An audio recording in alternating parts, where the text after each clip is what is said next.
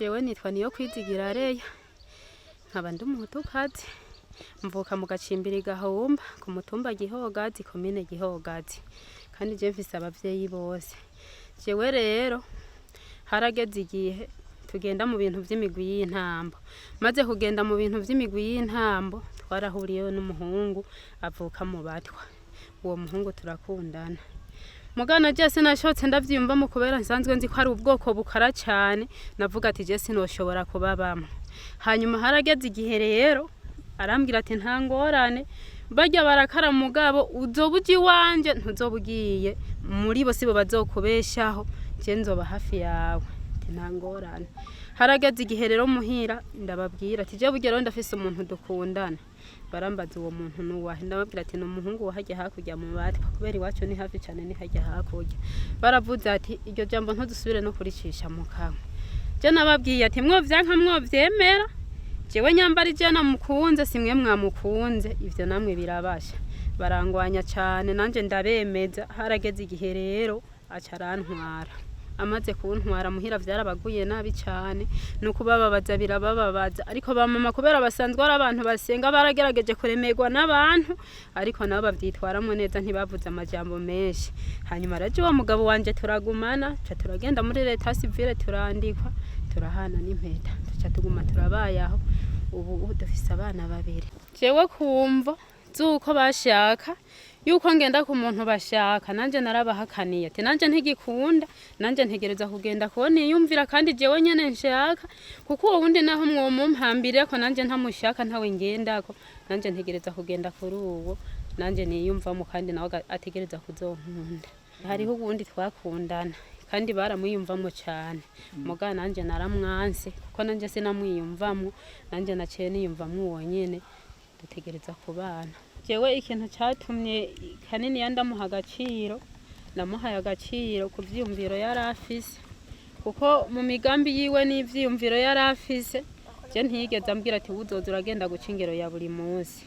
Yambwiye ati jewe nzokoresha amaboko yiwanje, nivyakunda nkaronka udufaranga nzoguha agatahe, uzuradandaza utuntu nyene hanyuma ushobore kubaho. Numva iyo migambi yiwe ni myiza, numva nawe nomuha agaciro. Ibintu vyahabaye mu muryango, je kubera mu muryango wacu tuvukana turi abana batandatu, tuvukana turi abakobwa batanu n'umuhungu umwe. Uwo muhungu musazanje ankurikira ubugira kabiri, niwe umengo vyarababaje cyane, bimugwa nabi, na bene wacu nyene baravuga ati ntituzogenda no kumuramutsa, nakazi kiwe abeho nk'igicibwa, nakazi kiwe biramusha. Ariko bagiye barabitahura buke buke, ubu baraza nyene tukaganira. No mu minsi heze twebwe mu mwaka uheze yaravuze ati ndagiye kugukwa iwanyu, twaragiye nuje warankwa. Hanyuma uyu mwaka naho nabo baraje ba mama nabone kuturamutsa, baraza guca mu irembo, turatumira abantu benshi nyene, ibintu byari biryoshe. Ubu nta ngorane ihari, nabone barameze nk'abantu mengo nyene ntibavyakiriye neza, kuko baramubwiye ati newe uyu muntu kumuzanye muri twebwe ntazi gukora imyuga natwe dukora, uyu muntu wazogupfira ko niyagupfira ko abi wabo bazogufata, uzogira ingorane cyane. Nawe yababwiye ati jewe go narize, hanyuma amashure yanje ndayaheba, ariko imbere yuko mpiba amashure yiwanje nararose umwuga. Jewe niyampfira ko je nije namukuye iwabo, jewe nzokwisinya, nzogenda nisinye, mwebwe sinzobahamagara. Hanyuma nyene banduruka barabireka, nta n'umuntu yagarutse kumubwira amajambo menshi, kugeza nisa hariho je turabanye neza. Abantu benshi bavuga ati uzokwiba kubera udasanzwe uzi kubumba kurya babumba, kandi atamatongo bafise yo kurima, uko biri kose uzokwiba. Je narababwiye ati je sinzokwiba.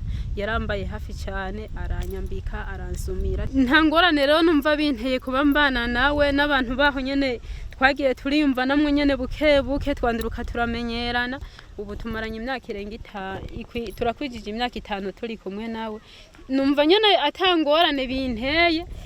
Hariho n'abagenzi bagiye barambira ati none we urya muntu ko mugenda wewe nibiki? Nababwiye ati ivyanje n'urya ni mubireke, ni jewe ndabizi, ahubwo nanje nk'ico nobwira abandi. Hariho abantu bakunda kuvuga umuntu bakamuvuga uko atari.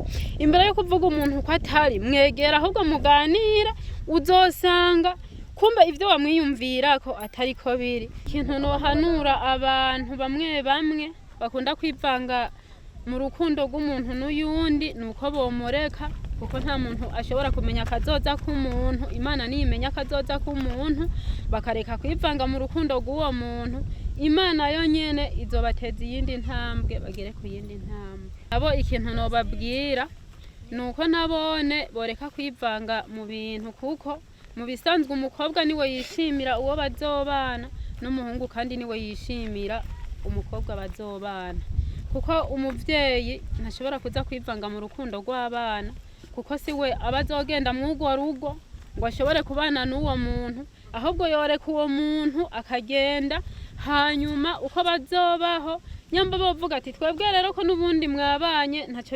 tugihindura, reka tubunganire, bakaza barabunganira, hanyuma namwe mukaguma mutera imbere.